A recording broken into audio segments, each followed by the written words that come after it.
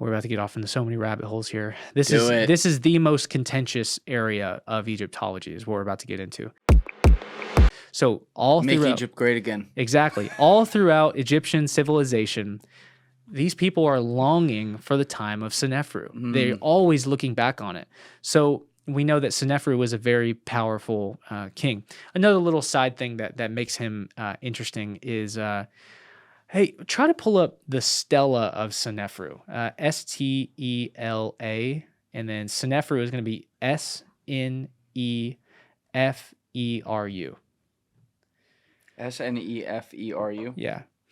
All right, let's see what we got here. It's been a good day for the screen. Got a lot of good little images to see. Okay, is this what you're looking for? Well, that's a no.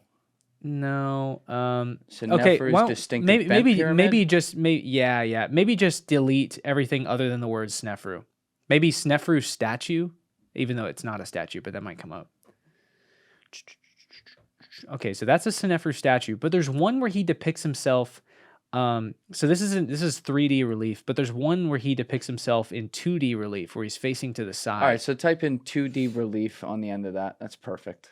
Let's hope it's perfect. Yeah. 2D relief. Smelled like that. Yeah, there you exactly. go.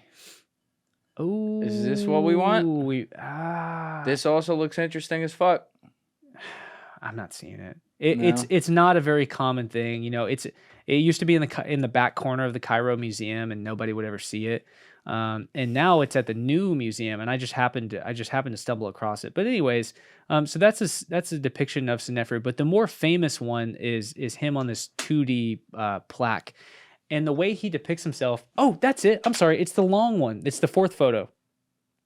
Yeah, there you go. There you go. Yeah, that one. Yeah. Open that. Can you see how? Oh, he's holding the thing. So look at that. He kind of has. So look at it. He has a little bit of like a recessed chin. His nose is a little bit too big. He's got a little bit of a double chin. He has a double chin. Yeah, when you're up close, you can see it. He looks like he does cardio. He's got a little fold right there in his chin, but he's like skinny though under his jawline. Yeah. But you know he's Dr. Bob Breyer describes him as looking a little bit like a nerd.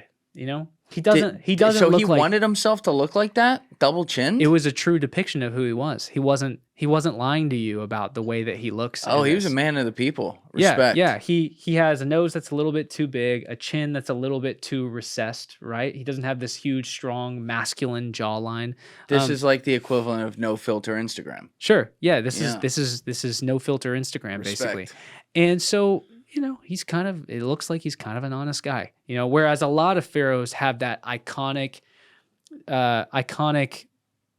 pharaonic look to them that is not really human. It's just pharaonic. That's what it is. It's their art style. This is kind of real. You're kind of really seeing what the guy looks like. So we have a couple little anecdotes there that show that, you know, we have people talking about the golden days of Senefru. We have an anecdotal story about who Senefru was as a person. And then when he depicts himself on a stela, well, he doesn't look like the most masculine, good-looking guy ever. That's probably really what he looked like.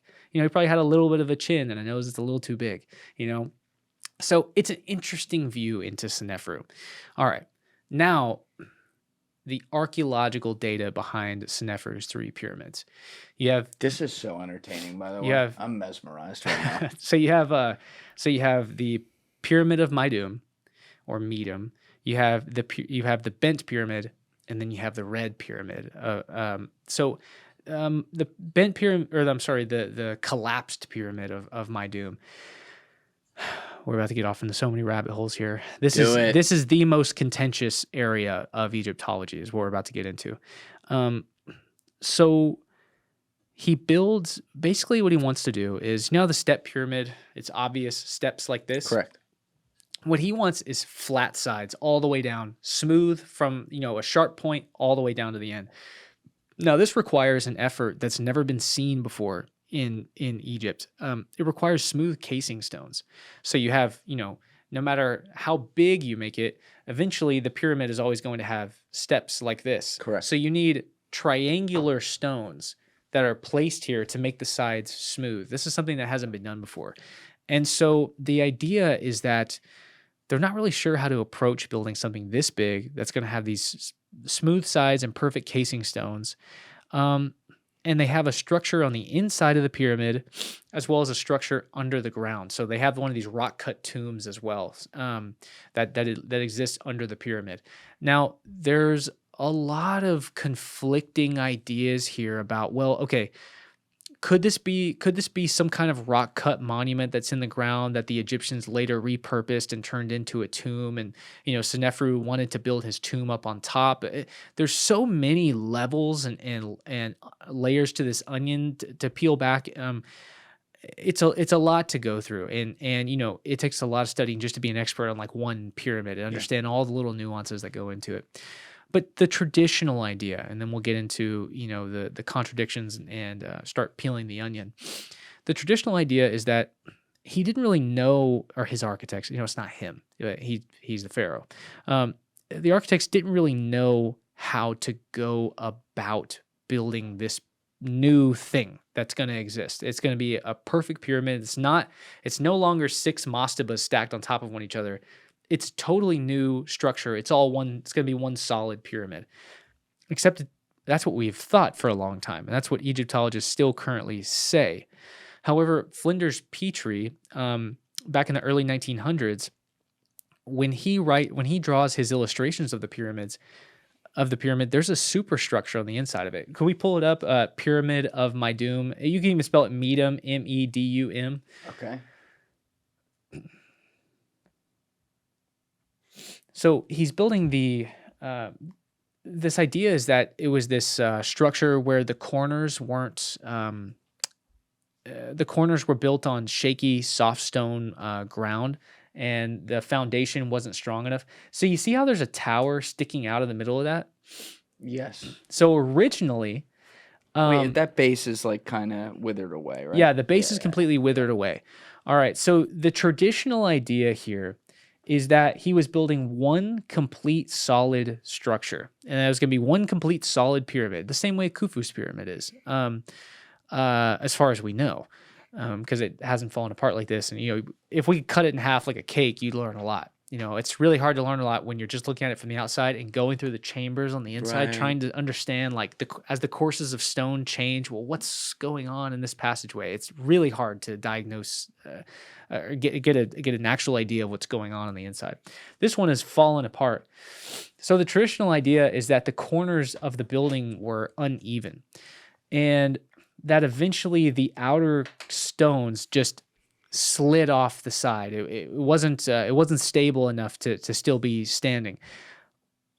But at the same time, that isn't the case. There is an inner building here. It wasn't just all one pyramid. You can literally tell by looking at it that this is multiple phases. And Flinders Petrie, he actually excavated the bottom of it, or surveyed the bottom of it pretty well, and he draws up this diagram. You could even do Pyramid of Meidum, Egypt, Petrie illustration. So Petrie is going to be Petrie, and then illustration. And he'll give you a diagram of it. And you can see that this one, too, is multiple buildings on the inside, kind of like how the step pyramid is actually multiple buildings. Sorry, Leslie. Not Petter. Petrie. Oh, well, this is fine, too. That works? Yes, it's not Petrie's illustration, but Petrie documented that this is actually multiple structures on the inside with this tower. And then that... oh, I see what you're saying now. Okay. Yeah. So you can see it would have been a perfectly triangular outer surface, but on the inside is actually multiple buildings. And so the question here has become... okay, so top left, you're on the right photo. You're on the right photo. It's the top left illustration that we're highlighting. Where you can see a building within a building. Yes. Essentially. Yeah, exactly. Within a building. And so now the question has become is this really Senefru's monument, or are these older monuments of an unknown age, unknown antiquity that he just usurped because it was easy for him to do? And this is kind of where like the alternative research in just as far as Meidum is at right now, where okay, these outer casing stones that make these things perfect pyramids, we are getting to a point where we have all sifted through so much data. Because like I was telling you last night, we're at this sort of second Renaissance era where, look at the first archaeologists from the early 1800s. A lot of these people are out of their mind, right? They are stupid rich lawyers who really their main fascination is archaeology. And, even though archaeology hasn't really become a profession at this point, it's more like tomb raiding. That's what it is. Yeah. And they have all these fantastical ideas about ancient civilizations, and the hype for Atlantis is alive then too. And everything there is either looking for Atlantis or this lost white, race civilization. Like a lot of it is, pretty racially prejudiced in the early You 1800s. don't say. Sure. In the early 1800s. And so that doesn't really exist today. Although, guys like Graham Hancock are being accused of being, racially prejudiced. Yeah, that's ridiculous. Yeah, it's stupid. That's ridiculous. That exists in the 1800s, and I don't personally see it at all today. However, a lot of these early 1800s archaeologists are kind of out of their mind, and they don't really know what they're doing, and that's okay because the field was just getting started. It's the way it happened. But it starts to become more rigorous, and people go from antiquarians. So an antiquarian is basically a very rich person with an interest in funding tomb raids, basically tomb looting. And sometimes these people were conscientious, and these things ended up in museums, or they sold them to museums, and sometimes they sold them on a market for a lot of money, and sometimes documented it as well. So all that stuff is valuable. But then the study of archaeology begins to become more rigorous, and it transforms from antiquarians documenting and selling the artifacts that they loot to, okay, these things are very important. We need to preserve this so that the history isn't lost and doesn't end up in people's basements, where so much of history is today. So it begins to become more rigorous. Well, now academia has kind of gotten to a point where it has gotten so rigorous that now it's kind of shooting itself in the foot at a lot of different turns, and academia has sort of become, I don't know, a cult. I don't want to hit too hard on academia, but, and now academia is it's getting left behind by this new age of, like we were talking yesterday.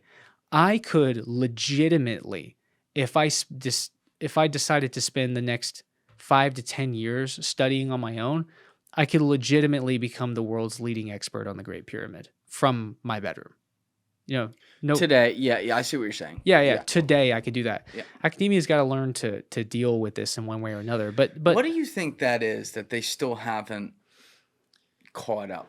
In the sense that I understand that sometimes people come out and they make ridiculous claims, and it's confirmation bias, and it just goes against the mainstream to go against the mainstream, and that pisses off academia. Yeah. I'll see that part from their perspective. But they write off everyone who doesn't have a fucking PhD or 6 degrees from this place where they learned from this guy or whatever. And yet we've now lived in this era. I'll even cherry pick and say it isn't since the internet was invented, but even since like social media, when the internet really 2.0 came around, we've now lived in this era for the last 19, 20 years where people do have access to learn, including from all the academics who have written this shit. Yeah. That you previously had to go into libraries at these universities that you had to have access to be able to read or be subscribed to these fucking journals that, people weren't a part of, but now it's right at their fingertips. Why do you think there's still so many of them are so ivory tower about this? Well, I think man, that's a there's a lot of ways to answer this. I think that it's dangerous in a certain way. Mm-hmm. People having access to their own information. It certainly threatens job security. Certainly threatens the ability for academics to have a vice grip on a certain genre. Now, even though I'm not really into it, the book The Emerald Tablets, like Billy Carson's book The Emerald Tablets, is the #1 selling book in the genre of Egyptology, and it is not is. My personal opinion is not a book people should read if they want to. It is just abjectly poorly written. I'll say it publicly. I'll say it publicly. It's poorly written, poorly researched. Thank you for watching the video, guys. If you haven't already subscribed, please smash that subscribe button and check out this clip's full podcast episode by clicking here or in the description below.